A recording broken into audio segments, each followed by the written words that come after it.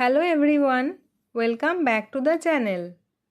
আজকের রচনার বিষয় রথের মেলা। ভূমিকা: রথযাত্রা হিন্দুদের একটি অত্যন্ত পবিত্র ও জনপ্রিয় উৎসব।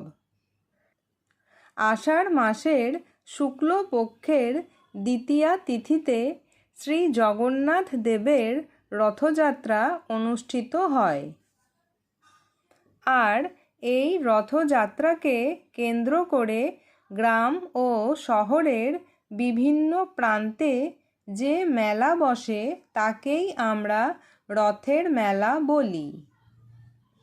মেলার পরিবেশ: রথের মেলা মানেই এক বিশাল আনন্দ ও উৎসবের সমারোহ। রাস্তার দুই ধারে অসংখ্য ছোট বড় দোকান বসে। মেলায় ছোটদের জন্য নাগরদোলা, জাদু খেলা এবং পুতুল নাচের আয়োজন থাকে।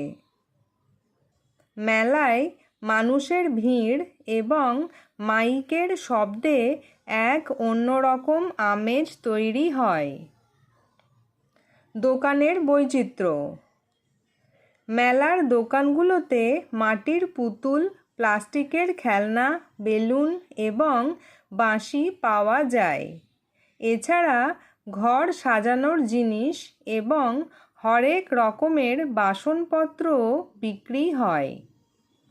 রথের মেলার একটি বিশেষ বৈশিষ্ট্য হল রথ সাজানোর জন্য ছোট ছোট জগন্নাথ, বলরাম ও সুভদ্রার মূর্তি বিক্রি।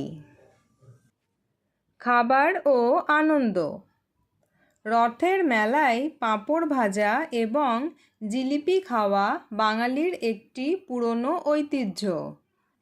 এছাড়া গরম গরম জিলিপি, খাজা, গজা এবং বিভিন্ন মিষ্টির দোকানে মানুষের ভিড় জমে। মেলা থেকে ছোটরা তাদের পছন্দের খেলনা কেনে আর বড়রা সংসারের প্রয়োজনীয় জিনিসপত্র কেনেন। গাছ কেনা: রথের মেলার আরেকটি প্রধান আকর্ষণ হল নানা রকমের ফলের ও ফুলের চারার দোকান। বর্ষাকাল হওয়ায় এই সময় মানুষ মেলা থেকে পছন্দ মতো ফলের বা ফুলের চারা গাছ কিনে বাড়ি নিয়ে যান। উপসংহার: রথের মেলা শুধু একটি ধর্মীয় মেলা নয়, এটি আমাদের সংস্কৃতির এক মিলন উৎসব। ধর্ম বর্ণ নির্বিশেষে সকল মানুষ এই মেলায় আনন্দ উপভোগ করে। ছোটদের জন্য এই মেলা এক অফুরন্ত আনন্দের উৎস। মেলা শেষে বাড়ি ফেরার পথে সবার মনে থাকে আগামী বছরের প্রতীক্ষা।